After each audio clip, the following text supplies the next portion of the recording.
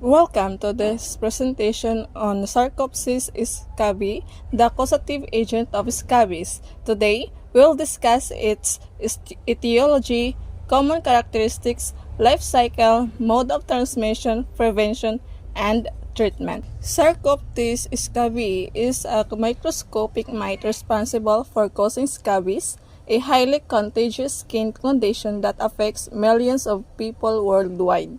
This parasitic mite specifically targets humans, although other variants of the mite can infest animals.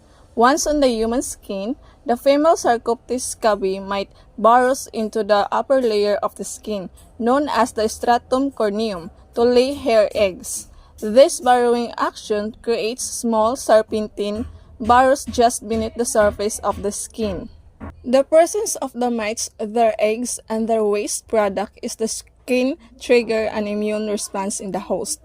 This response leads to the characteristic symptoms of scabies, including intense itching and a pimple-like rash.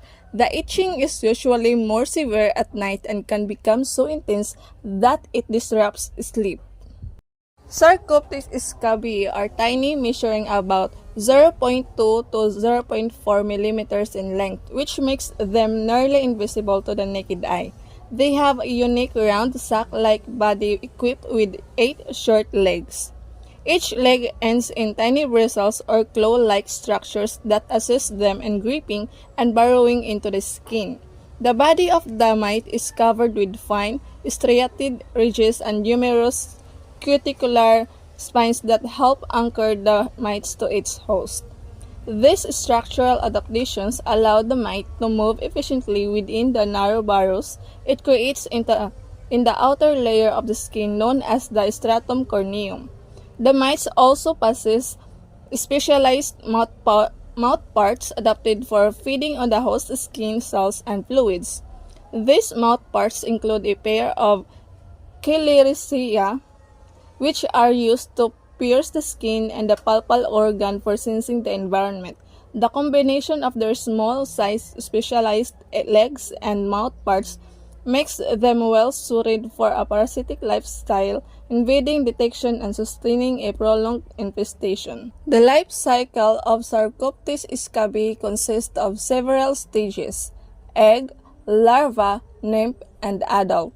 Female mites burrow into the skin to lay eggs. These eggs hatch into larvae within 3 to 4 days. The larvae then develop into nymphs and eventually mature into adults over 1 to 2 weeks. Adult mites continue to burrow and reproduce, perpetuating the infestation. Modes of transmission. Scabies is primarily transmitted through direct, prolonged skin-to-skin contact with an infested person. This clause allows the mites to move from one host to another, making scabies highly contagious. Common scenarios for transmission include intimate contact between sexual partners, close family members, and individuals in crowded living conditions such as nursing homes, dormitories, and prisons. Although less common, scabies can also spread through contact with contaminated clothing, bedding, or furniture. Mites can survive for 48 to 72 hours away from human body, and during this time, they can infest new hosts who come into contact with infested items. Therefore, it is crucial to thoroughly clean and disinfect any personal items and living species that may have been exposed to an infested individual.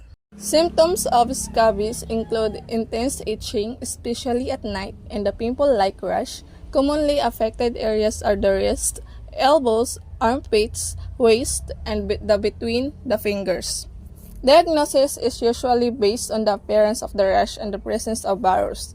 A skin scraping may be performed to confirm the presence of mites or eggs. Treatment for scabies typically involves the use of prescription topical medications such as permethrin cream or oral ivermectin. These medications kill the mites and their eggs. It is essential to treat all close contacts simultaneously to prevent reinfestation. Itching may persist for several weeks, and after treatment, even if the mites are eradicated, Antihistamines or corticosteroids may be recommended to alleviate itching. Scabies is a common and treatable condition caused by the mite Sarcoptes scabiei. With proper diagnosis, treatment, and preventive measures, it can be effectively managed. Thank you for watching this presentation. If you have scabies, consult a healthcare professional for appropriate treatment. For more information, please visit reputable health websites or consult your healthcare provider. Stay healthy and safe.